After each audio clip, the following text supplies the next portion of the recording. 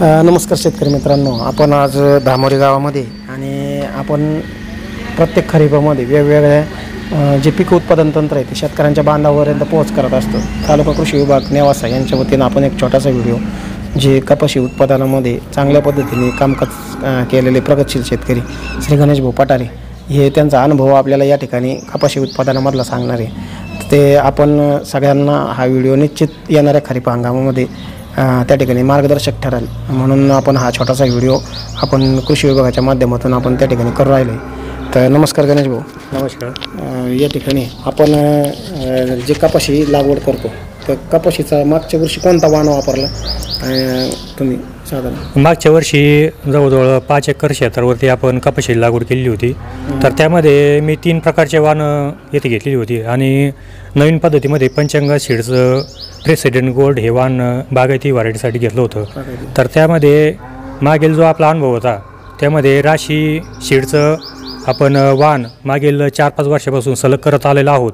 त्यामध्ये आपल्याला एक सांगू इच्छितो मी तुम्हाला की त्यामध्ये आपल्याला ॲव्हरेज पण चांगलं भेटलेलं आहे। त्यामुळे मी ते कंटिन्यू प्रत्येक वर्षी राशी कंपनीचं वाण कंपल्सरी घेत असतो आणि प्रत्येक वर्षीला नवीन जे वाण आहे ते एक 2-3 बॅगी नवीन वाणाच्या इथे करत असतो।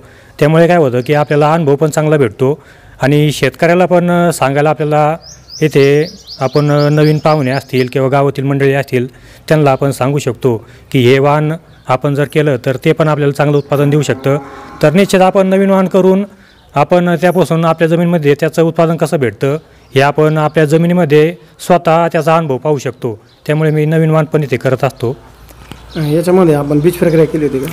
बीज प्रक्रिया यामध्ये आपण आता कपाशीच्या बियाण्याला सांगायचं झालं तर पहिलं कंपनीचं बीज प्रक्रिया करत असते, परंतु आपण साध्या स्वरूपामध्ये ट्रायकोडर्मा असेल, PSB असेल, जैविक स्वरूपामधील बीज प्रक्रिया आपण नक्की येथे करू शकता आणि त्यामुळे आपला खूप असा फायदा होतो। लागवडीचं अंतर किती असतं तुमचं? लागवडीचं अंतर आता भारी जमिनीमध्ये आपण 4.5 फुटा बाय 2 फूट हे 2 बियामधील अंतर ठेवतो। याच्यामध्ये आपण जे काय काय जैविक पद्धतीने आपण काय काय वापरता? आता वापर किंवा जैविक कीटकनाशकाचा वापर करता? आता कपाशीमध्ये जर सांगायचं झालं तर बोंडाळी अतिशय कपाशीला त्रस्त करणारं जे कीड आहे ते बोंडाळीला आपल्याला सांगता येईल, अमेरिकन बोंडाळी। तर यामध्ये आपण फेरोमोन सापळ्याचा सप्टेंबर-ऑक्टोबरमध्ये जर वापर केला तर निश्चित बोंडाळीमध्ये आपण नियंत्रण करू शकतो। यामध्ये शेतकरी निरीक्षण करू शकतात बोंडाळीचे पतंग 5-6 हजार पतंग आपल्याला त्या फेरोमोन ट्रॅपमध्ये आढळून आले तर आपण आर्थिक पातळी येथे मिडियम स्वरूपामध्ये आहे हे आपण गृहीत धरायचं आहे आणि 10-12 पतंग जर आपल्याला फेरोमोन ट्रॅपमध्ये आढळली तर आपली नुकसान पातळी भरपूर अशा प्रमाणामध्ये वाढून गेलेली आहे हे आपण याचे गृहीत धरणं गरजेचं आहे। आणि चांगल्या प्रकारचे जर स्प्रे आपण येथे घेतली आणि असे जैविक उपाय जर केले तर निश्चित बोंडाळीवरती आपण ताबडतोब नियंत्रण मिळवू शकता। नाहीतर नियंत्रण जर आपल्या हाताच्या बाहेर गेलं तर आपण प्लॉट येथे सोडून दिलेलं कधीही चांगलं हे आपला वैयक्तिक अनुभव आहे। तुम्हाला फेरोमोन सापळे याच्याबद्दल कुठून माहीत झाली आणि कुठून घेतले तुम्ही? आता फेरोमोन सापळ्याचं आपल्याला मार्केटमध्ये कोणी सांगत नाही, कारण फेरोमोन सापळे जर वापरले आणि याचा वापर कोणी जर सांगितला तर दुकानदार तर जास्त सांगणार नाही, परंतु कृषी विभागातून आपल्याला ही माहिती जास्त मिळालेली आहे। आमचे पुजारी मॅडम असतील किंवा कृषी विभागाचे कार्यक्रम आमच्या गावात वेळोवेळी होत असतात, त्यामधून आम्हाला ही माहिती मिळाली आणि कृषी विभागाने आम्हाला खूप अशा सहकार्य यामध्ये केलेलं आहे। आता फेरोमोन सापळेबरोबरच आपण अजून कोणते असे तंत्र आहे की ज्या तंत्राच्या माध्यमातून कपाशीमध्ये चांगला ॲव्हरेज उत्पादन तुम्हाला घेता आलं आणि किती घेता आलं? यामध्ये आता आमच्या भागामध्ये आम्ही जवळ 20-22 क्विंटलपर्यंत यामध्ये एकरी हिशोबाने जातो। तर यामध्ये आपल्याला सांगू इच्छितो की आपण यामध्ये जमीन महत्त्वाची आहे, जमीन जी आपली आहे तिची मशागत महत्त्वाची आहे। त्यामध्ये आपण शेणखत जे आहे ते पण इथे वेळोवेळी वापरलं पाहिजे। आता कपाशी लागवडीपूर्वी आपण 2 महिना आधी शेणखत जमिनीमध्ये टाकून घेणं गरजेचं असतं। आता शेणखत किती टाकावं हे पण इथे महत्त्वाचं आहे। एकरी आपण 4 टनपर्यंत शेणखत टाकणं गरजेचं आहे।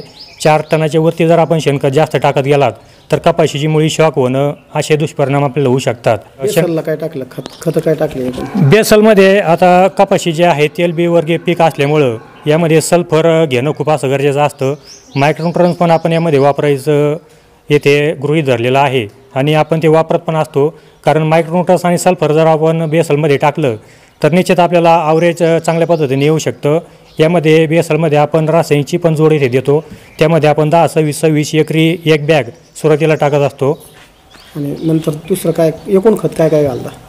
एकूण खत मात्र आता आपण जवळजवळ कपाशी हे 6 महिन्याचं पीक आहे किंवा इतर भागामध्ये वार्षिक पण हे पीक आहे. तर आता आमचा बागायती भाग असल्यामुळं आम्ही 6-7 महिन्यापर्यंत कपाशीचं पीक येथे करतो. तर त्यामध्ये आम्ही जवळजवळ 3 डोस कपाशीला येथे देतो. तर त्यामध्ये सुरुवातीचा बेसल डोस असेल, सेकंड डोस असेल, तिसरा डोस असेल, त्याची थोडी माहिती मी तुम्हाला देतो.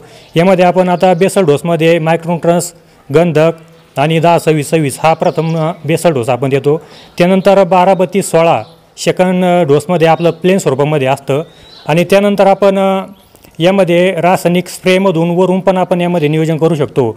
यामध्ये 19-19 असेल, 12-61-0 असेल, 13-40-13 असेल, 0-52-34 असेल किंवा 0-0-50 बोंड फुगवण्यासाठी असेल, असे नियोजन आपण वरून लिक्विड स्वरूपामधील खतामधून पूर्ण नियोजन कपाशीचं करतो. आता स्प्रे कीटकनाशकाचे स्प्रे किती घेता? कीटकनाशकाचे आता वातावरणाच्या बदलानुसार त्याचे स्प्रे चालू असतात. तर जास्तीत जास्त झाले तर 4-5 स्प्रेमध्ये कपाशी पीक निघून जातं. आणि किडीचे निरीक्षण घेता का तुम्ही? किडी निरीक्षण घेतो ना.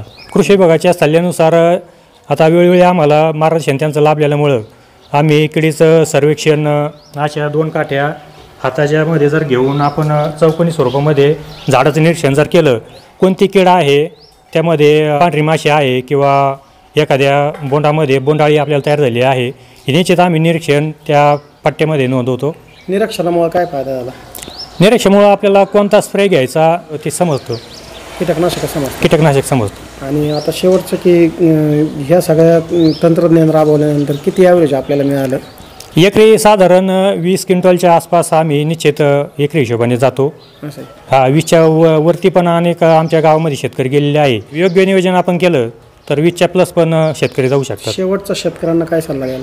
तर यामध्ये बियाण्याची निवड असेल, जमिनीची निवड असेल किंवा यामध्ये आपण रासायनिक स्प्रे असेल, खतमात्रा असेल किंवा शेणखताचा जर आपण योग्य उपयोग केला, फेरोमोन सापळे जे आपले असतात त्याचा योग्य उपयोग केला तर निश्चित आपलं ॲव्हरेज आपल्याला साध्य करता येईल.